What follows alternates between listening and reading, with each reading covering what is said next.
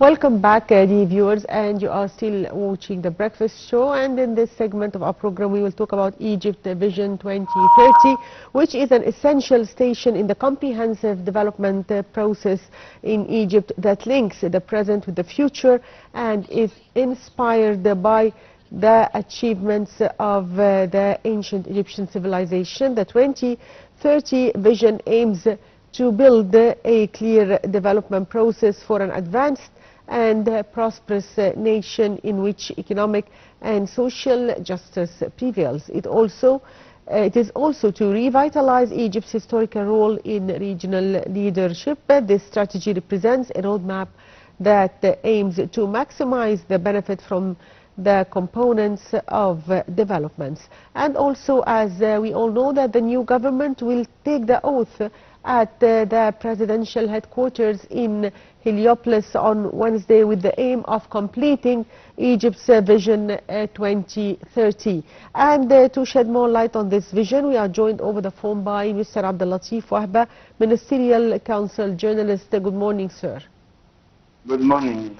So, Mr. Abdel Latif, we were talking about Egypt's Vision 2030 and how can the new government contribute in achieving this strategy? Of course, as you know that there is a cabinet reshuffle just now. Yes. I think the new members and the cabinet members of the new ministers are fully committed to implement Egypt visions for 2030. Why? Because according to the cabinet, according to the directions of President Fattah al-Sisi to the cabinet, we have to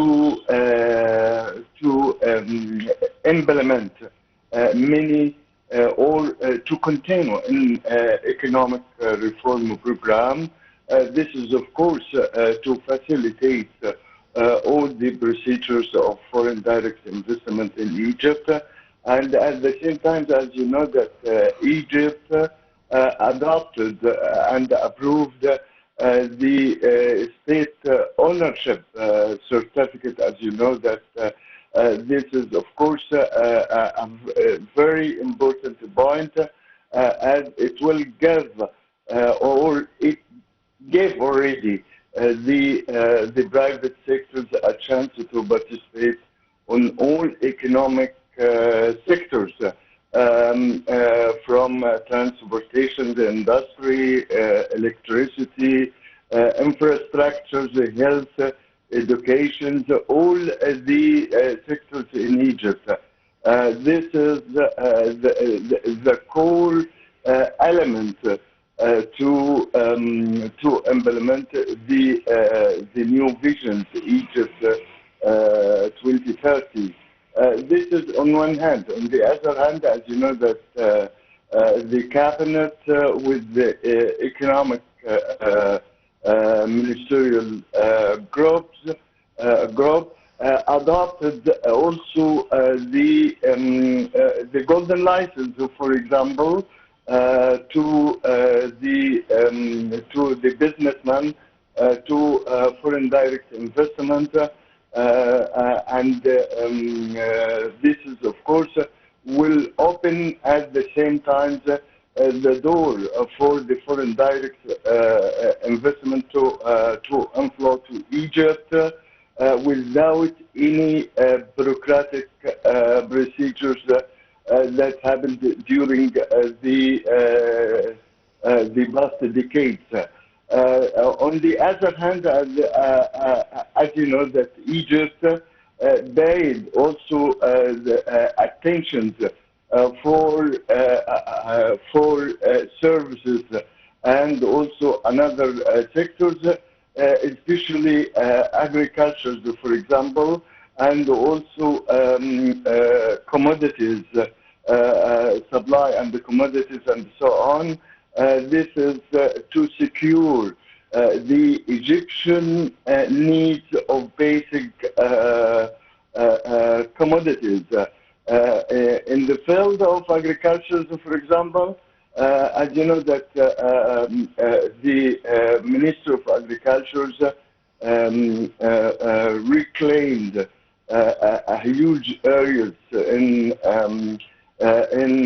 Upper Egypt, especially in Toshka, and east of Al-Awainat, and they added about 1.5 million fiddan to the cultivated area in Egypt.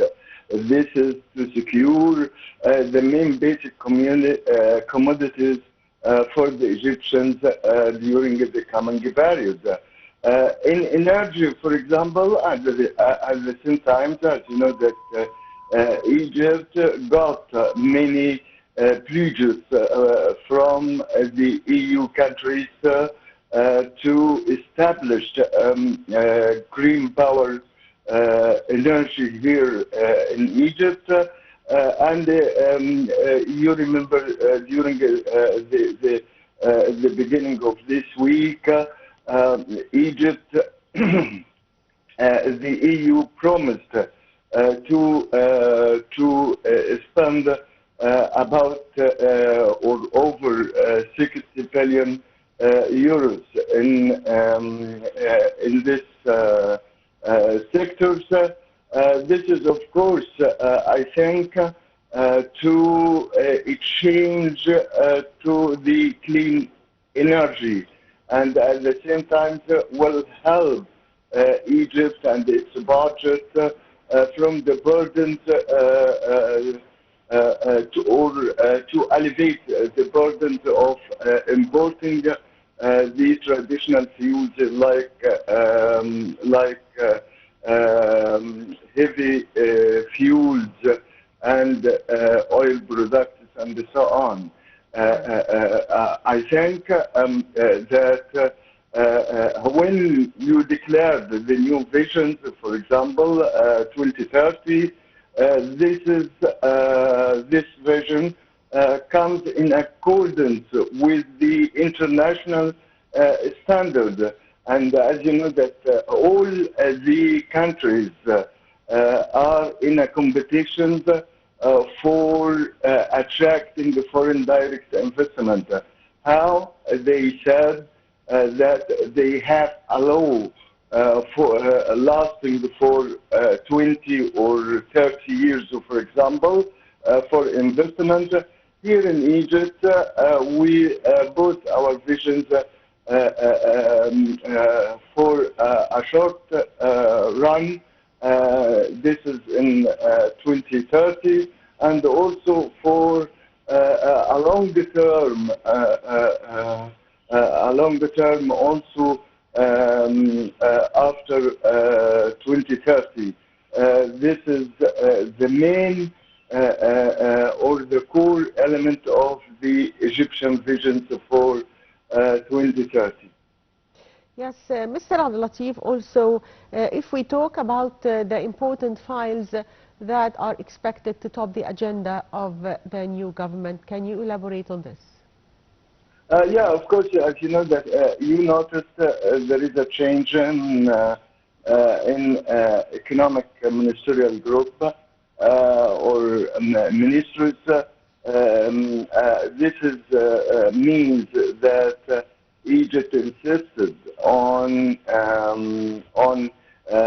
economic, financial reforms, and at the same time, it means that Egypt insisted on continuing its way for sustainable development at the same time. We are targeting to attract the foreign direct investment, to cut the budget deficits, and to overcome at the same time the inflation. And this is, of course,